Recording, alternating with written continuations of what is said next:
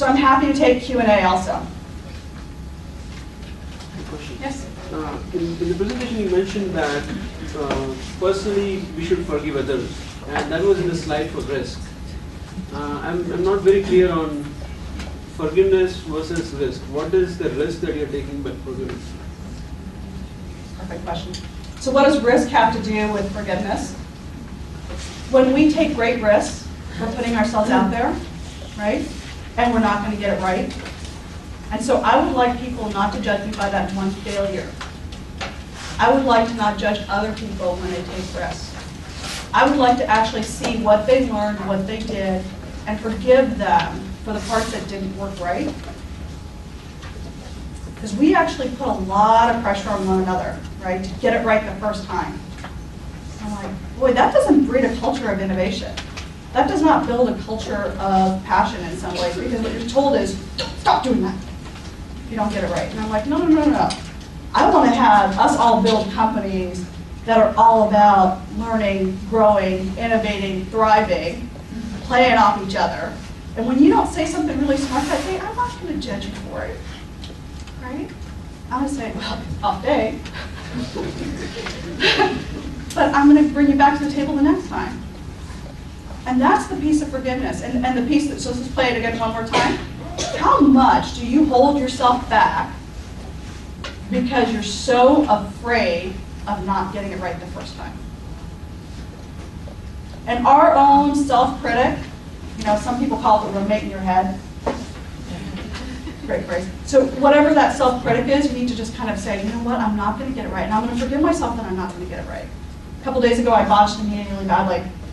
I felt terrible. I was late I had to leave one meeting early, and then I got late. But it was bad. It was bad. It was just one of those stupid, unprofessional moments where I showed up late to a meeting that was incredibly important. And I felt so bad about it. I don't think I felt that bad in a long time because it was such a stupid set of moves. And I actually had to say out loud, well, I'm going to forgive myself that one because I'm going to have to go work on my calendaring process a little bit more. But until I said that out loud, I was sitting there feeling really shitty for like an hour because I missed a meeting. You know, and in the overall scheme of my life, is that the worst thing? Am I going to get it better next time?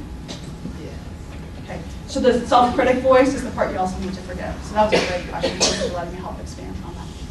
And the middle? Yeah, emotional maturity. On the being part, you mentioned emotional maturity, and I was just wondering, could you elaborate on that? Because Emotional maturity. I didn't quite get it. Yeah, I'm trying to figure out how to say it. So quite often when we are, I'm going to use younger for a second, but I'm not trying to really link it to age, but when we're kind of coming up the ascension, we think it's about us. And when you've actually gotten to a certain point in your career, you really realize it's about service. It's about being there for other people, being in service to other causes. When I'm at a client site, I'm there in service of their innovation. It's not about me. I may or may not have something to add. I may or may not be good. My team and I might do the right thing or not. But we're not going to hold ourselves and our ego involved with this. Right? And so it's about the way of looking at the world. And I have to say, it's probably the toughest one, and sometimes I actually have a strong inclination to remove that slide because I'm not sure I can explain it really well. You know it when you see it. You know, that's that old phrase about pornography, I'll know it when I see it. Emotional maturity is the same thing. You know in your mirror, what's your intent that day? If my intent today was to be of service to you, you'll sense that, right?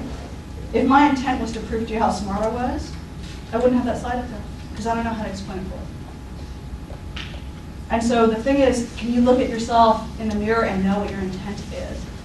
And when you get to the point where you realize it's not about you, that's emotional maturity. Did I do it? Is that okay? That's good. Don't remove it. All right, thank you for that feedback. In the back. So I recently read an article that's on Forbes.com that spoke to effort in the workplace, and that most people, by large, are kind of C students. They may have been an A student in college, but now they're C students. and mediocrity kind of takes over.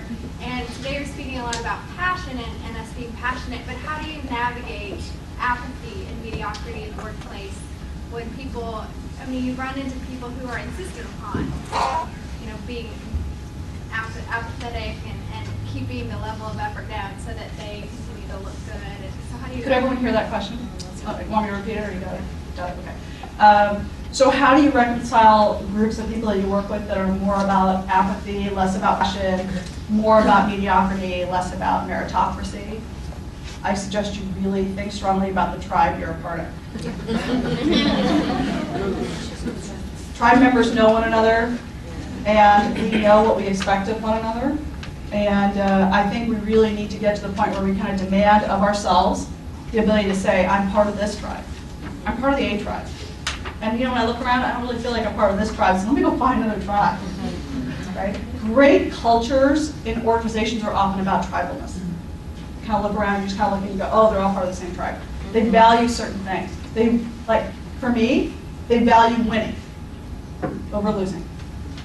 And if they value winning over losing, you know what's going to be so much fun is even if they don't have the idea today, they're going to get it.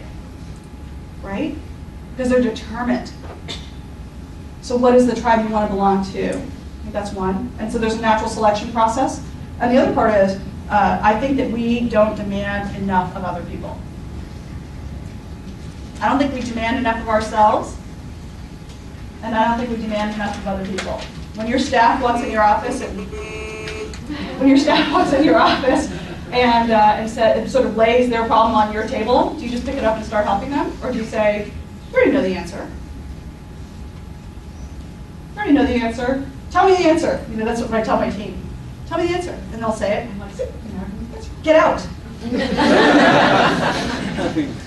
and the thing is, I say it with great love, right? Because I'm like, if I don't help them to see that, then I have not demanded enough of them. And then I cannot rise to my level of performance, and they cannot either. And so sometimes when we say we're really demanding of one another, I'm like, I'm asking more of you because I believe in you. I believe you could do it. I wouldn't have put you on my tribe if I didn't believe that. And so sometimes I think we hold people back by not demanding enough of them.